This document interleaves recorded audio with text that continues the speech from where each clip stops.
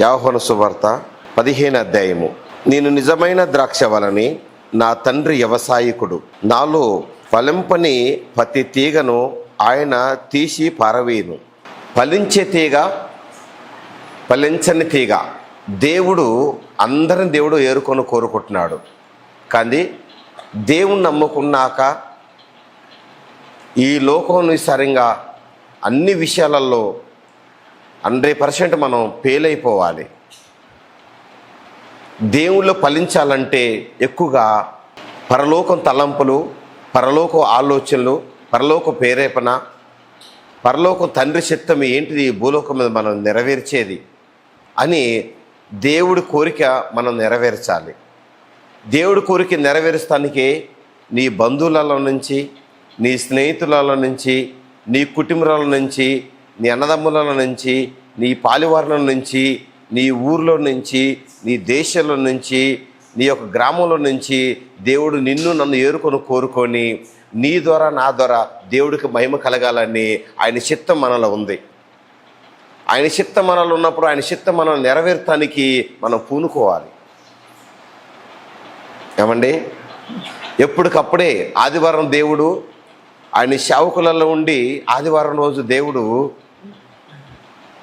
ఒక్క ఆదివారం రోజు దేవుడు మనతో మాట్లాడుతున్నాడంటే మిగతా 6 రోజులు మన మందిరానికి శుక్రవారము, శనివారం, బుధవారము ప్రార్థన కొద్ది వెనక ముందైనా ఆదివారం రోజు మనము లోతైన వాక్యాలు దేవుడు సేవకుని వాడుకుని సేవకుల నుండి లోతైన వాక్యాలు దేవుడు తెలియపరుస్తున్నాడంటే ఆ మాటలు దేవుడు 2వ రాకడ వరకు నీలో నుంచి, నీ పిల్లల నుంచి, నీ పిల్లల నుంచి దేవుడు రాజ్యానికి, దేవుడు రాకడకి, మన నీతికి, ఆయన సత్యానికి అంటుకట్టి ఉంటుంది. మనం మారకపోయినామంటే దేవుడు ఏమంటాడు చూడండి, యోహాను సువార్త 15వ అధ్యాయంలో, మనం మారకపోతే నాలో ఫలించిన తీగ నేను నా తండ్రి తీసి పారవేస్తాడంట. దేవుడు సమయం ఇస్తాడు. దేవుడు ఎవరికైనా సమయం ఇస్తాడు. నా కుమారి నువ్వు మారమ్మా, నా కుమారుడా నువ్వు మారయ్యా అని దేవుడు ఏమండి సేవకుల ద్వారా ఎంతో ఓపికతో నెలలు చూస్తున్నాడు, సంవత్సరాలు చూస్తున్నాడు. దేవుడు నువ్వు మారమ్మా అని దేవుడు కళలతో మాట్లాడతలేడా? ఆత్మ ప్రేరేపణతో మాట్లాడతలేడా? సేవకుల నుండి, వాక్యాల నుండి దేవుడు మాట్లాడతలేడా? మందిరానికి వచ్చి అనాలోచన కలిగి ఉండి ఎందుకు నీ ఇలువైన జీవితం ఎందుకు వ్యర్థం చేసుకుంటున్నావు? నీ ద్వారా దేవుడికి ఏ రోజుకి ఆ రోజే, ఏ వారానికి ఆ వారమే, ఏ నెలకు ఆ నెలే, ఏ సంవత్సరానికి ఆ సంవత్సరమే నీ ద్వారా దేవుడికి మహిమ వస్తుందా రావట్లేదా? నా ద్వారా దేవుడికి మహిమ కలుగుతుందా లేదా? అది మాత్రమే కావాలి దేవుడికి. మహిమ కలగపోతే, దేవుడికి మహిమ రాకపోతే అది ఫలించని తీగ. ఫలించాలి. దేవుణ్ణి నమ్ముకున్నావు, బాప్తిసం తీసుకున్నావు, మందిరానికి వస్తున్నావు, ఉపవాసం ఉంటున్నావు, ప్రార్థన చేసుకుంటున్నావు, వాక్యానుసారంగా జీవిస్తున్నావు, ఫలించినవు అనుకో. ఫలించిన తీగ ఎక్కువగా ఫలించకపోయినా దేవుడు కోపం వస్తుందంట నీతిమంతుల మీద. హల్లెలూయా చెబుదాం, హల్లెలూయా. ఫలించిన తీగ ఎక్కువగా ఫలించకపోతే అట్ట కూడా ఆ నీతిమంతి గుడారం మీదకి దేవుడు ఉగ్రత వస్తుందంట. చదువు.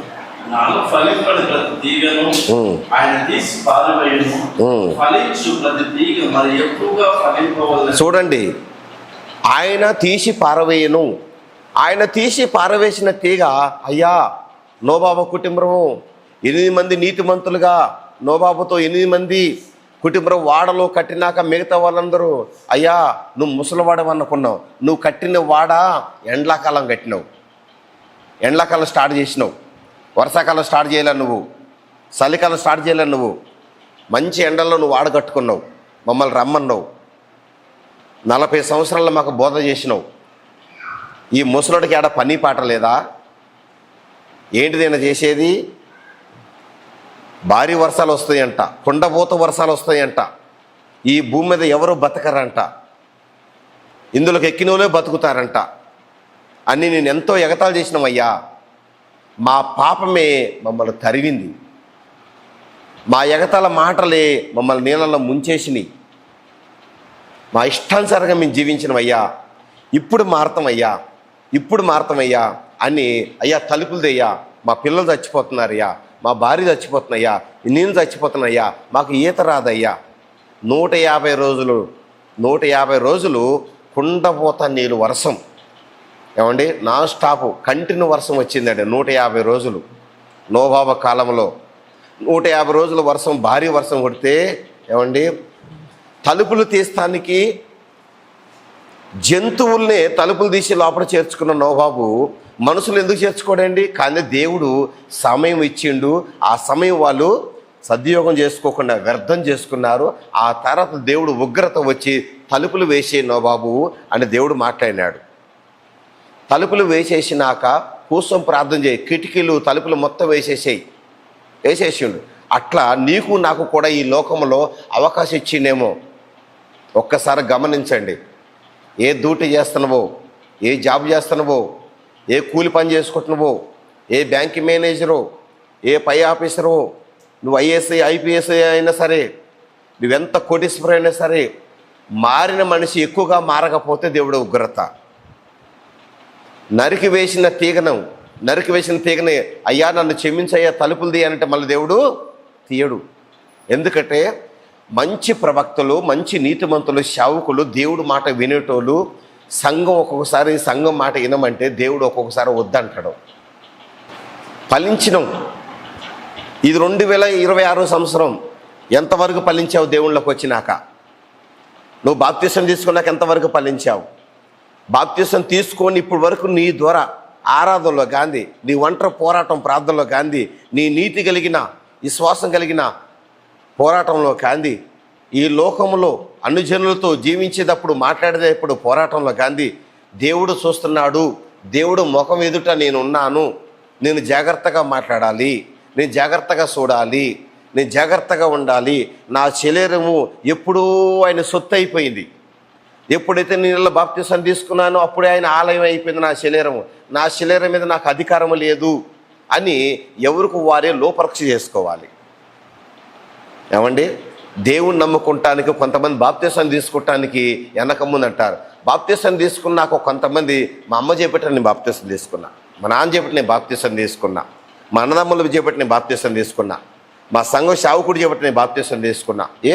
సేవకుడు తీసుకుంది, సేవకుడు చెప్పింది, సంఘస్థుల ద్వారా అందరి ద్వారా దేవుడు తెలియపరుస్తుంది, నీకు ప్రేరేపణ ఇచ్చింది, మాట్లాడిచ్చింది. బాప్తిసం తీసుకుంటే అది మనసు బాప్తిసం తీసుకున్నా మారాలి. బాప్తిసం తీసుకున్నాక నీకు పరలోకం దొరికిద్దని కాదు. ఏమండి, పరలోకం దొరకాలంటే దేవుడు భక్తి మన మీదకి రావాలి. మన సొంతంగా మారింది వేరు, దేవుడు భక్తి మన మీదకి ఇచ్చింది వేరు. అక్కడ రెండు ఉంటాయి. మన సొంతంగా మారి నీతిగా ఉంటే నేను మారాను, నేను పరిశుద్ధంగా ఉన్నాను అని నువ్వు అనుకుంటుంటే అది నీ భ్రమ. నీ భక్తిగా ఉన్నా, నేను యథార్థంగా ఉన్నా, దేవుడు భక్తి శక్తిని అనుసరిస్తున్నా, దేవుడు భక్తి కలిగి ఉన్నా నేను అనుకుంటూ అది అసంభవం. అట్ట కాదండి. దేవుడు పరలోకంలో భక్తి నీ మీద కనపడాలి. అనేక ప్రజల మీద, నీ మీద నుంచి అనేక ప్రజలకి దేవుడు భక్తి కనపడాలి. నీలో ఉండి దేవుడు క్రియలు దేవుడే మహిమ పొందుకోవటానికి అనేక ప్రజలకి ఏ ఊరు తీసుకుపోవాలి, ఏ మీటింగ్కి తీసుకుపోవాలి, నిన్ను ఎక్కడ రహస్యంగా ప్రార్థన చేయించాలి, ఎవరి ద్వారా ప్రార్థన చేయించాలి, నీ నోటికి అనేక ప్రజల కోసం ప్రార్థన చేపిస్తానికి దేవుడు నీకు రహస్యంగా నీతో మాట్లాడాలి. దేవుడు చెప్తాడు, తెలియపడతాడు. ఆత్మ తలంపులు వస్తాయి, ఆత్మ ప్రేరేపణ వస్తుంది. పరిశుద్ధాత్మ దేవుడు ఎవరిని వదిలిపెట్టడు. సమయం అంటుండే దేవుడు ఇక్కడ